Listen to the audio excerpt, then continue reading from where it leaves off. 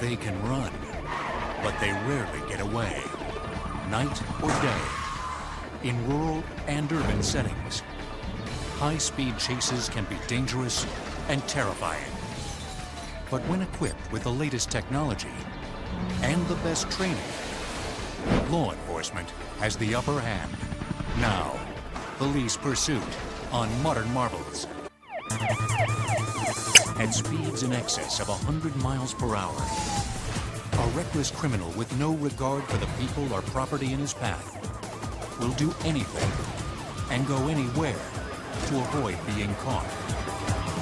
For law officers, these are worst-case, stress-filled scenarios with unpredictable outcomes that unfold second by second.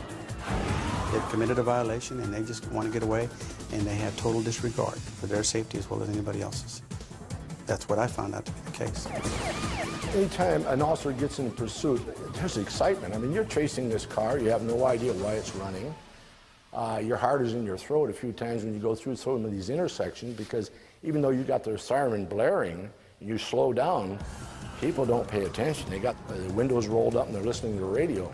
The thing about when you're in a pursuit, I never was afraid I was going to get killed or hurt. My concern was always what the offender would do, and I think that's pretty common for a police officer when you talk to him. I was scared what he was going to do to somebody innocent. When they get out there, you've got a 4,000-pound vehicle. That's a weapon, you know, when it goes at a high rate of speed. And if you're in a pursuit situation, you're endangering the life of the officer as well as citizens. But police officers have more and more technologically sophisticated help. This patrol car is equipped with the latest in pursuit technology. Recently, the California Highway Patrol implemented heads-up display systems that provide important data on see-through screens near the windshields of the patrol cars. This is called the combiner. It reflects the image from what you see on the screen back there, and it allows us to see the radar, registration, or whatever we might need on this screen, so we don't have to look down. We can always keep our eye on the road, and we can also see through the screen, so it doesn't inhibit our vision. Screen radar. The heads-up display, or HUD, is also activated by voice commands, which during a pursuit enable the driver to keep his hands on the steering wheel as he checks the license plate number and registration information of the suspect's vehicle. HUD registration. HUD registration.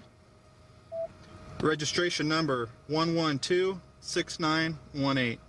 Registration number 1126918. Registration check. Registration check. HUD next. HUD next. This system is just one component in the latest generation of patrol car. The cockpit is remarkably uncluttered compared to most police cars. Lights, sirens, radar, and other equipment functions can be controlled with one touch on a small, ergonomically shaped control pod next to the driver.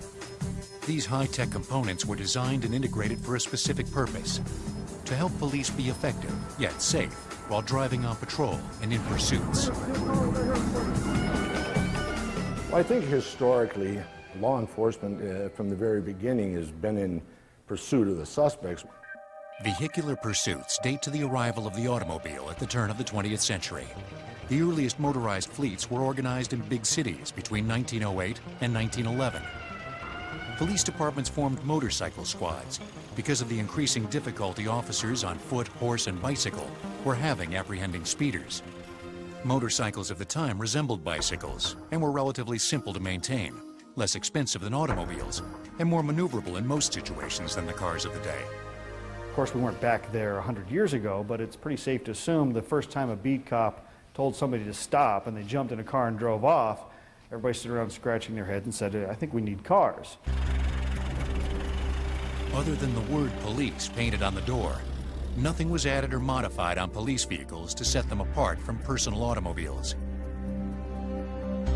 Not until the 1920s were red lights and sirens installed to alert pedestrians and traffic on crowded streets that a police car was approaching. First sirens that started were mechanical in nature, and they were activated by the wind. And the faster you went, the shriller the sound and the louder the sound of the siren and the higher it would go. About this time, the first mobile radios for police cars were installed. but they required several yards of wire wrapped across the roof to act as an antenna. You get experimentation with one-way radio broadcasts, but radios are huge. They're tube systems, and the police agencies contracted with a local commercial broadcast radio system. And so you'd hear country western music, and then you'd hear 1A55. There's a radio call for you down on Main Street. You need to go there. The danger of gunfire during a pursuit, as dramatized in Hollywood movies, was all too real. Exchanging gunfire became so prevalent, it spawned the business of adding bulletproof armor to both police and gangsters' cars. Perhaps that's best illustrated by this 1930 V16 Cadillac, built for notorious gangster Al Capone. With a top speed of 120 miles per hour, it featured bulletproof glass and quarter-inch armor plate. It also had 3-inch portholes for machine guns and rifles to shoot through. City gangsters weren't the only ones with special automobiles. Their country cousins also modified their getaway cars extensively to carry illegal goods. Moonshiners are people who would make alcohol at home. They would make it to sell it during Prohibition, but they would run it all around, and they would have false gas tanks. They would hide this stuff in, and of course they would zoom around and try to get away from the police, who would try to catch them. Police scrambled to keep up. They gained the advantage in pursuits with the addition of advanced radio communications equipment, operated by a dispatcher who could rally distant officers to aid in rural or urban pursuits. He would be able to maintain, throw a switch to where he could then broadcast to our traffic division, our motor officers, and other patrol divisions that this pursuit was going on. In the 5th Precinct, the address 703 Bowery. In the post-World War II years, cars became larger, faster, and more reliable. This was the beginning of the modern police car. Being late 40s, early 50s, we begin to see two-way communication between the police headquarters and the radio car. The new generation of police cars featured brighter lights and louder sirens, again designed as public safety devices to warn motorists and pedestrians the police were approaching. But some inventions were created to actually stop pursuits. This ingenious bumper grapple was a clever application of a tool usually installed on tractors and designed to pick up farming items. Once attached to the front bumper of a patrol car, the grapple could grasp the rear bumper of a car that needed to be stopped, assuming a police car could get close enough to the violator on the run. But the real push came in the engineering of police cars that could be driven faster and safer. In the late 60s, the auto manufacturers started to look at what they could do and started testing cars for pursuit and police work. They were looking at brakes in particular, alternators, suspension, because you were hitting bumps and things like that. Police embraced the muscle cars of the 60s and 70s, like this Chevrolet Impala, because they had powerful engines and were built for performance and handling. Since then, automakers have continued to cater to the law enforcement market by offering police packages for some of their models, with factory modifications to the engine, suspension, and electrical systems. But as the automobile progressed technologically, the critical role of the driver also needed to be improved. Police departments would soon subject officers to the rigors of pursuit instruction and advanced driver training programs. Now, it's a matter of public record that police officers are better drivers than almost any other group whose job requires them to drive. But better isn't good enough. They must be the best. Driver training, especially for police pursuits, was virtually non-existent until the late 1970s, when films like this started to send the message. No other driving profession is required to engage in pursuit. Firemen don't, ambulances don't, not even auto racers have to speed through cross traffic, bust intersections, or avoid pedestrians. Only cops. Before you were on your own, you learned by ear. And that was the practice. You didn't really get any driving training for pursuits when I went through the academy. It's come a long way since then, and now we're to the point where we have a 6-day program that the recruits have to go through, which is mandated by the state. We discuss basic driving techniques all the way up to full-fledged pursuits. Again, pursuits being the most dangerous thing we do. Each student enrolled in these high-performance pursuit training programs starts with the basics of vehicle operation. The very first thing that we tell the student is, when you start your shift, check your car out. You can be the best driver in the world, but if your car's not ready to go, you better leave it there. And we have them make a complete circle check of the vehicle. You check the tires, you check the brakes, the horn, the windshield wipers, the sirens, everything in that vehicle. So once you get through the vehicle check, now you're ready to go out on the road. We do a little bit of lecture, beginning with hand positioning. We teach 9 and 3 now, not the old 10 and 2, and certainly not the one-handed drive, which most people have resorted to. Also, we teach shuffle steering, which means we shuffle from one hand to the other, the steering wheel, and we never cross over the 12 o'clock position on the steering wheel. Driving instructors contend that positioning the hands at 3 o'clock and 9 o'clock on the wheel is a more stable way to steer the car. In order to drive safely at high speeds in a pursuit, officers must comprehend the fundamentals of vehicle dynamics, such as weight transfer. If you've got a 2,800-pound car, that's almost a ton and a half, and you make an abrupt turn to the left or right, you're going to make a weight transfer of all that weight. In other words, if I turn hard to the left here, all that weight's going to go to this right side. What we train here is do not make that turn while you're braking. When you brake, the front of the vehicle goes down. So now you have a combination of factors. If you turn and brake at the same time, okay, I'm going to turn, I'm going to get on the brake here and turn. Now I've got weight going to the right front, and I can put the 3/4 of the weight of the vehicle on that one tire. Transferring this much weight to one corner of the car can easily exceed the tire's ability to grip the road and may lead to a loss of control, especially when the road conditions are wet or icy. Most training facilities have a skid pad, an area of pavement that can be deliberately watered down to produce slick conditions and allow better training for rain or snow environments. We would start with basic driving, backing skills, knowing all 4 corners of the car, basic accident avoidance techniques. And we would bring them up to another level called emergency response, which is basically teaching them racing lines, how to drive the car at high performance levels using minimal amount of power. Then we take them from that and move them more into an introduction to pursuit driving, which can be quite a task for someone who's never talked on the radio while you're trying to tell a direction and no traffic around. We take that and bump it up to scenario-based training. And accelerate on. Students participate in a series of high-speed exercises to chase down one of the instructors who drives a rabbit car. Cadets also receive instruction on how to approach railroad crossings in pursuit situations. The train crossing activates.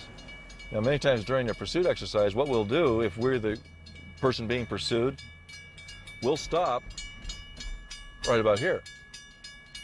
Because a lot of driving, like anything else, is common sense and using your head. We want to see if the cadet is got his wits about him and doesn't stop on a railroad track with the signal going off.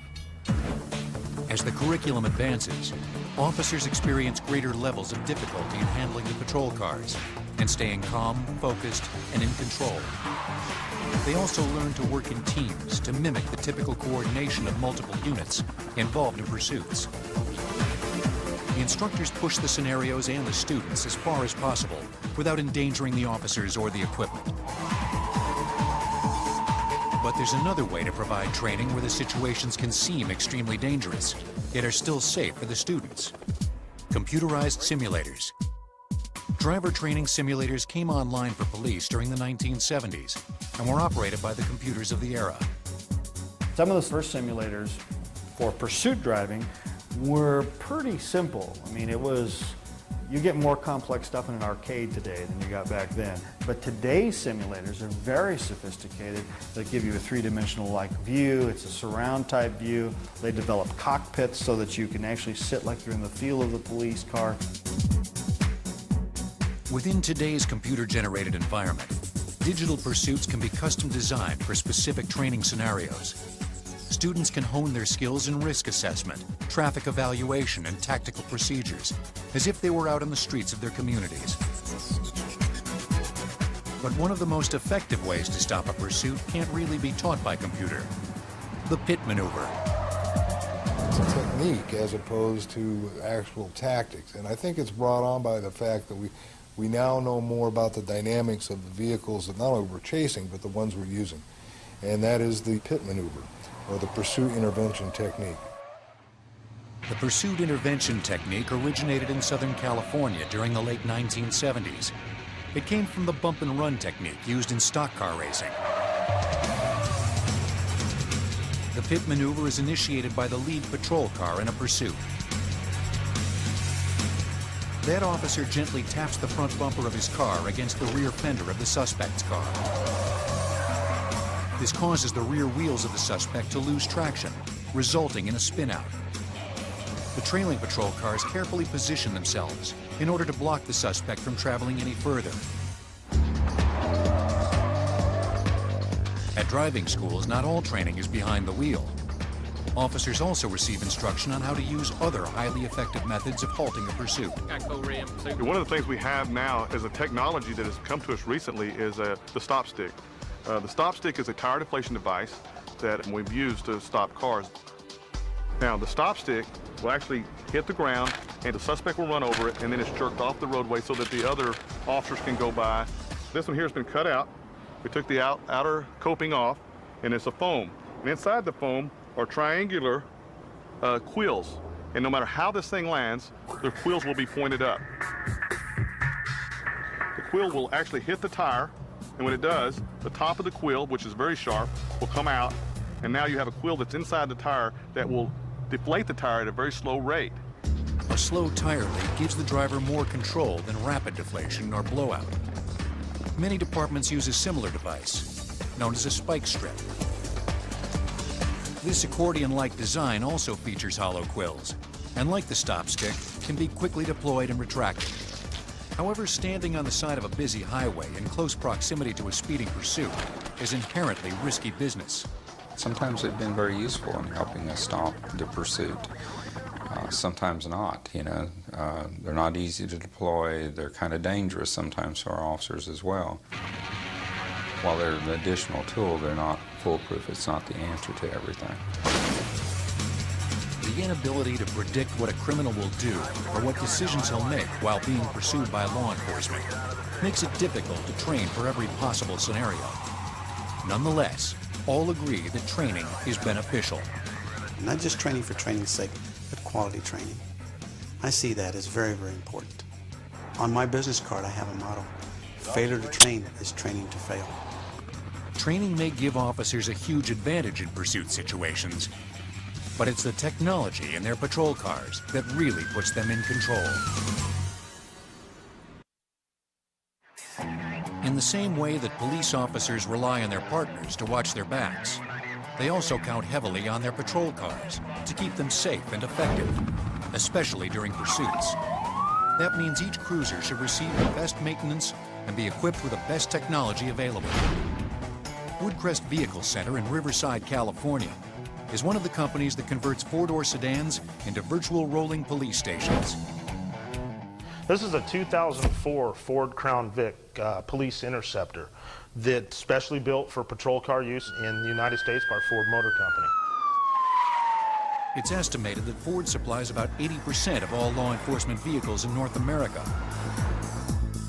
The Crown Victoria models can be special ordered with a police package that includes high-speed rated tires, larger brakes, and cooling systems.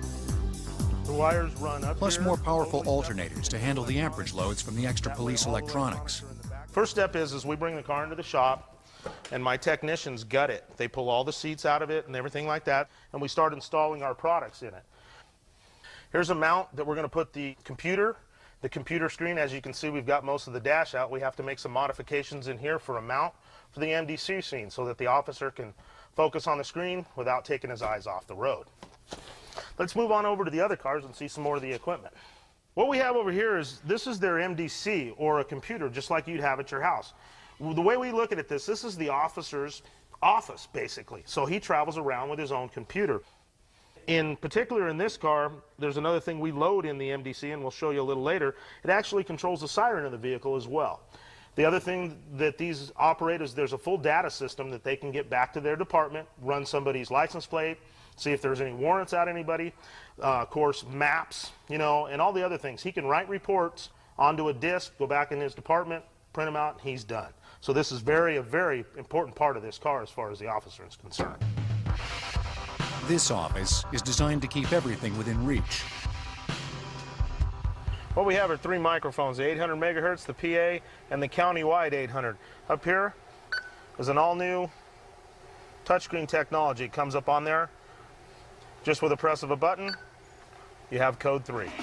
Code 3 refers to a police pursuit or emergency in which both lights and sirens are to be used. The newest light bars are low profile and aerodynamically designed. They're fitted with high-intensity LED bulbs that are extremely bright and visible from miles away. During a pursuit that's a Code 3 alert, the patrol car displays red, blue, and white flashing lights in a 360-degree pattern, leaving little doubt this officer means business. The TACnet system includes the touchscreen, Mobile Data Center, or MDC, does more than control lights, sirens, and radios. It can also receive and transmit digital information instantly. And it could be encapsulated in data files, images, pictures of wanted individuals, suspects. Could be a paragraph of information about Homeland Security warnings and things that the intelligence community wants to pass on to law enforcement. InfoCop is software technology that provides law enforcement with access to local, state, and federal crime databases. By entering the information request once, an officer can tap into 8 massive databases and receive data and photos in just 2 to 4 seconds through a broadband wireless internet connection. Internet protocol is the communication standard on the planet. You know, the IP technologies really enable the police and fire communication systems to go into the future that will hold more multimedia, will get larger, and be more interconnected with each other. And if the patrol car is equipped with a digital camera, police can start streaming video files in real time. The ability to relay wireless data on this level has immediate applications that may even help stop police pursuits much faster. So the police officer, when they do a traffic stop, can turn on that camera and have a live feed of that traffic stop, not just for the TV program a month later, but live back in the dispatch center. Then it can just send so much information to the other responding officers. That's the biggest thing that we're going to see. Often, the target of a pursuit is a thief who has stolen a car and tries to outrun the law. Lately, police have received more help from victims of car theft because the car owners have installed cooperative systems. There are essentially 2 types of cooperative systems that can locate your car and perhaps shut it down. The first kind of system works on with a radio frequency, and it is installed in your car. It works on triangulation. LoJack introduced its patented technology in 1986. In 1989, the Federal Communications Commission allocated a police radio band so that LoJack's stolen vehicle recovery network could work nationally. Your car puts out a signal that says, "I'm stolen." And the police officers have a device that says there's a stolen car nearby. And what it does is, with arrows, it gives them a direction and the signal strength meter, so you know you're turning the right way and you can eventually find the car. In contrast, OnStar is a popular cooperative system that utilizes the space-age technology of global positioning satellites. It gives you the latitude and longitude based on where you are, and that's translated by computer program into a street address or location. The GPS has the ability to be everywhere, because it can be all around the world, and it's far more accurate, and far more real-time data can be gotten from GPS.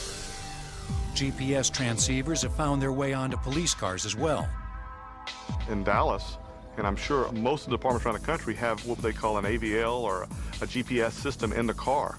So a supervisor at a communications location or even at a substation can actually monitor a pursuit from their office. This is where it shows all the beats in this particular region. I'm signed on as a Southwest officer. Shows me all the beats, shows me all the streets. You can zoom that in, and on this particular device, all you can see is yourself. And this blue car here shows it's me, and what he should see by our policy. Law enforcement agencies are hopeful that one day soon, cooperative systems will integrate with GPS technologies on all vehicles in order to produce a safe method of shutting off the engine of any car at any time, anywhere, and thus bringing an immediate end to pursuits. ALERT is the Association of Law Enforcement Emergency Response Trainers. The mission of ALERT is to look for ways to make pursuits safer, is that we bring in new technologies from all over the country. A man invented a thing called a HALT system, and what it is, it's a radar type machine that whenever a car has that system on it, you actually shoot the car with the radar and it makes the car basically stop. The fuel lines will shut down and the car will eventually come to a complete rest. However, the suspect vehicle must be equipped with a receiver in order to work. Another disabling technology is called P-Cell. It allows officers to program in the make, model, and color of the suspect's car. Then a signal is sent that causes the vehicle's flashers to operate. That lets the officer know that he has programmed the right car and allows him to see if any other cars in the area will be affected. Once locked onto the suspect, another button sends direct pulses to shut down the car's engine. Each of these ideas shows promise to police agencies. So I think the technology is already here. It's just not usable necessarily in our hands, but I think it will be here, and it'll be interesting. You know, it'll be a safer way of stopping a pursuit. You know, if you can shut them down automatically. It's my hope that there will be technology available, maybe something as common as a seatbelt is today in vehicles, and the tools available to law enforcement where we can safely stop these pursuits as quickly as we can.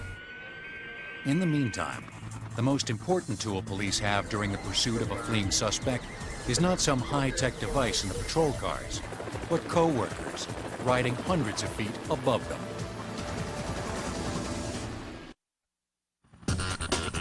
Perhaps the most effective equipment police have for pursuit situations is aircraft.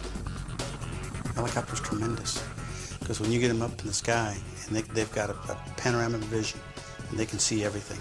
And you know what? That violator's not going to get away. Even if we have to turn off the pursuit, the helicopter can still spot it and follow it.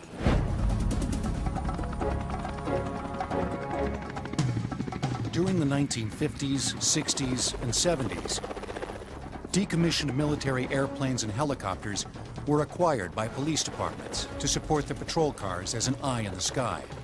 Well, we actually had helicopters on the department in the late 50s. They were primarily for, as far as LAPD is concerned, for traffic. In about 1967, they started to build air support division where they would be up and patrolling the residential neighborhoods and becoming involved in following pursuits and whatever. These whirlybirds gave police a new perspective from which to coordinate the ground units. In the early years of the helicopter, they discovered it was very effective for patrol and pursuits, and the department put numbers on the top of the car, and that way the air unit could see the number and tell the unit exactly where to turn or where to stop or where to go. In the lakefront city of Chicago, the police equipped their helicopters with pontoons to take officers where patrol cars couldn't go. Rural communities quickly discovered that air support was the best way to keep fleeing suspects from disappearing into the countryside. Today, helicopters have become integral to almost all metropolitan law enforcement agencies' pursuit policies.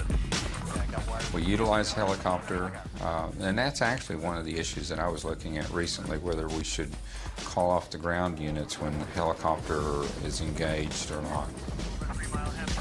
Back when I first came on, there were a few police helicopters, but they were not always in position to help you out in a pursuit. Now we have police helicopters all over the place, and that is a big value to us, especially in an urbanized area in terms of trying to apprehend somebody. But just as pursuit training is mandatory for officers in patrol cars, it's also required for helicopter pilots. The crew in the helicopter, if they're well trained and well equipped, can take an average police pursuit and make it much safer and make the officers much more effective. What we do in the helicopter is to keep that bird's eye perspective, the big picture of the pursuit. First and foremost, pilots and tactical flight officers, or TFOs, must be able to operate the helicopter safely. Main rotor, passenger door, throttle, coming hot. G-switch, rotor brake, main rotor, passenger door, throttle. The pre-flight checklist can have as many as 23 points to review before the crew scrambles to the scene of a pursuit. This is a pretty standard configuration for a law enforcement helicopter. The pilot on the 206 series aircraft sits in this seat, the right seat, and it's not always the case in other aircraft. The TFO in a 206 series aircraft sits in the left seat, and if you'll notice that all the equipment, the tactical equipment, is arranged around the TFO. And for instance, off to the left, we have the screen, which is used to view the daytime color camera and the infrared camera at night. And there's also a computerized moving map system we type in with a keyboard to find the location of a specific address. The computer actually takes us right to the address. Well, we've got low jack, and most people are familiar with what low jack is. Our range is much better than the ground units. Moving down the panel, we've got an 800 megahertz system that lets us talk to anybody on the San Diego Police Department. The radio right below that looks the same, but it's actually a digital 800 megahertz system that lets us talk to virtually any other law enforcement agency in the county that are on different frequencies. Audio panels for the pilot, co-pilot, VHF radios with a backup for the pilot to talk to the air traffic control. A GPS with a moving map system is below that. A night sun is a 30 million candle power spotlight that can brighten a city block so officers in the air and on the ground can see the area as if it were daytime. But that's just the start of the night flying technologies. These are our night vision goggles. This is what every pilot in the unit flies with every night. It's not just an option, it's a policy that when you take off and you're going to fly at night, you will have your goggles with you. These are your lifesavers. Night vision goggles, or NVGs, were first tested during the Vietnam War. Since then, the scientific advancement of amplifying light has been quite literally night and day. The hardest thing for a pursuit environment is you've got to have a pilot who is aware and situationally aware of what's going on around him. If it's pitch black out in front of him, it's very difficult to see the obstacles and things that are out there. What we have here is night vision goggles. The night vision goggles are the latest technology for law enforcement to use in their pursuit. Just to break down what we're looking at here, this would be a left and right intensifier tube. This focus ring right here would be your objective focus ring. The focus ring back here is your diopter adjustment or your eyepiece focus ring. Near IR energy or ambient light goes in and becomes an electrical signal. Once it hits the phosphor screen, now we have another visible type signal. And then it goes through a fiber optic bundle, which goes to a small screen in the back of the goggles, and it becomes an image that now the human eye can see. And that's what a law enforcement pilot would be using to go out and try to find the bad guys, so to speak. The result is astonishing visibility on the darkest nights. Pilots can clearly see the terrain below, providing a better view of a fleeing suspect or of a safe place for an emergency landing. Pilots can augment night vision with forward-looking infrared or FLIR systems. Most of what the TFO does during the pursuit is to run, especially at night, is to run the infrared system, because almost all vehicle pursuits end up in foot pursuits. If you're using the FLIR, you're going to see the person through the bushes, no matter where they go. It's just a tremendous piece of equipment. FLIR systems are cameras that are sensitive to the infrared light waves that emit from heat sources. They convert the thermal radiation into visible light. Usually the pilot wears the night vision goggles to see the area he's flying into, while the TFO uses the FLIR to concentrate on the suspect being pursued. They can actually look inside the car and tell us if we have one or more occupants, whether or not there may be firearms in the vehicle, and things like that that we can't get from a ground level perspective when we're behind the car trying to chase it. But while police pilots have an eye on the action below, they must also watch out for news helicopters buzzing above them. Of course, we have to coexist with the media, and I know that. But many times when you have that type of a situation going down, the media does get in the way, especially when we call our helicopter unit up. And you have helicopters from all the different stations around. They do get in the way, and that creates a hazard many times. They keep in contact with each other. They have a prescribed channel that they go to, especially if one helicopter is joining the police helicopter. Our helicopter will make contact with their pilot, let them know, hey, I'm behind you, I'm to your left, I'm to your right, or whatever, just to give them a heads up, hey, we're here, and they acknowledge that. They need to get their shots, which we completely understand, but the cameras allow them to get up much higher, get the shots from a much safer altitude, and do their job. And we have a tremendous working environment with our local media. We have 3 news helicopters here in San Diego. It's not unusual at all to get LA-based helicopters chasing a pursuit down here. The media's role in pursuit situations is often scrutinized and its purpose questioned. At first, it was something new, and I guess later on we started asking ourselves, why are we doing this? I mean, sensationalism, is it for the ratings, you know, viewership? Even our viewers were calling and going, why? What purpose does this serve? So yeah, we started asking ourselves why. Because they're cool. It's drama. You don't know how it's going to end. It's like a cliffhanger for however long it goes on. He could just pull over and give up. It could be some horrendous car crash. It could be any number of things that happen, but it's drama. And it's entertainment in many respects. But the drama of pursuit isn't limited to cars on the freeways as seen on the evening news. It can also involve fast boats when a chase takes to the high seas. When it comes to pursuits on the water, nobody has done it longer or better than the U.S. Coast Guard. Initial origins of the Coast Guard started out the beginning of our country from the Revenue Cutter Service. And the Revenue Cutter Service was actually initiated as a way to gain revenue for the country. So the Revenue Cutter Service would stop the merchant ships coming in and collect tariffs and duties, and if they didn't stop, then they would chase them down and actually stop them and make them pay up. So essentially the origins of the Coast Guard, and now beginning the pursuit almost 200 years ago. 2 centuries later, smugglers are still trying to bring their illegal cargo into the country by boat. And the Coast Guard still has a specialized fleet waiting for them. Boats like this 110-foot island-class cutter, the Edisto. The ships are an excellent platform for pursuit. They have excellent sea capabilities. We have secure communications, which allow us to talk to our commanders. We also have high-speed capabilities. We have 2 engines on board that have a total of 6,000 horsepower, which enable us to reach speeds well in excess of 30 knots. So there are very few boats that we can't chase down at that speed. There are numerous situations where the Coast Guards are involved in pursuits. And those could be law enforcement cases where we're actually chasing down a drug-laden boat, a boat that, say, runs the border and has violated the laws of the United States, the customs laws. In many ways, chases on the water parallel pursuits on the highway. It's a lot of adrenaline pumping. I mean, it's a very high-stress situation. As a captain of the ship, you kind of have to take in everything into consideration. You're trying to do the mission of stopping the boat, but you also want to make sure that everyone on board the ship is safe. Any situation where you have the possibility of someone shooting at you or going onto a boat that you have no idea what's on board, but you know that they're doing something illegal, that could be dangerous. Watch it! Gotta go on top of it! Stop your engine! When a pursuit becomes difficult to manage, the Coast Guard has the ability to bring out the big guns, literally.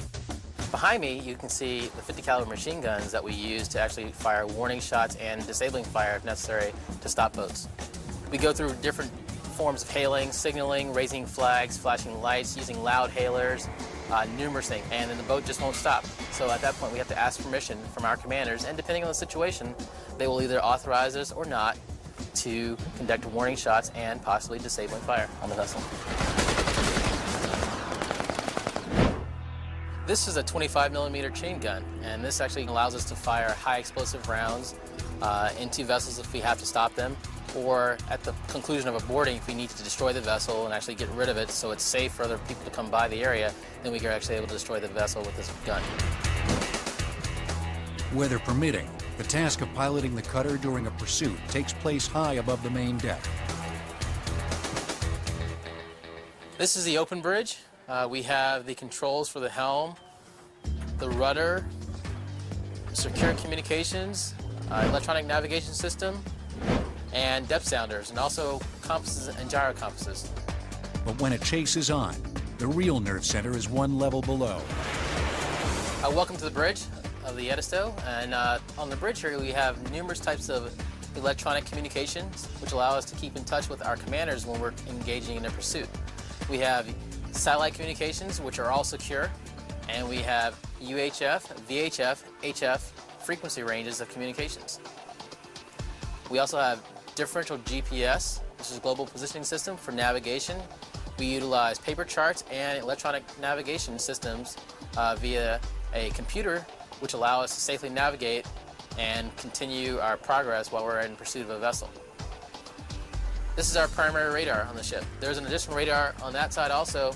This radar allows us actually to track and to continuously monitor vessels. We are able to see their speed, what course they're going, and allows us to actually input and intercept course on them and track them down. The Island-class cutters aren't the only ships in the fleet that engage in pursuits. Port security units use several smaller boats for patrol, including this 25-foot Boston whaler type design, equipped with serious firepower. This boat is among the fastest in the fleet and rips across the surface at about 46 miles per hour. Lightweight and powerful, very few boaters can outrun it. But this one can go from 0 to 50 miles per hour in about 3 seconds. But at only 27 feet, these smaller boats are limited to coastal areas or harbors, and they're not as comfortable in inclement weather as perhaps this 41-foot utility boat. It's a workhorse that has a 300-mile range and can patrol for 10 hours non-stop. The Coast Guard employs pursuit tactics similar to its landlocked counterparts, relying heavily on help from above. Air support's great. That's one of the greatest things for a pursuit is having eyes in the sky. Aircraft flying around that can actually see what's going on and can let you know where you need to go. So often we'll have air support, and that could be a C-130 type of aircraft. Many of these C-130s are equipped with a Casper system, a high-powered infrared camera that can observe smugglers from miles away. More impressive is that live video can be transmitted directly to seafaring or land-based commanders. They can observe the pursuit as it unfolds in real time. This is one more example of the technology that makes it nearly impossible for violators to outrun the law and avoid prosecution. On the seas, in the air, and on land. With all the advantages law enforcement gains from these sophisticated technologies and training, none actually prevents pursuits from starting.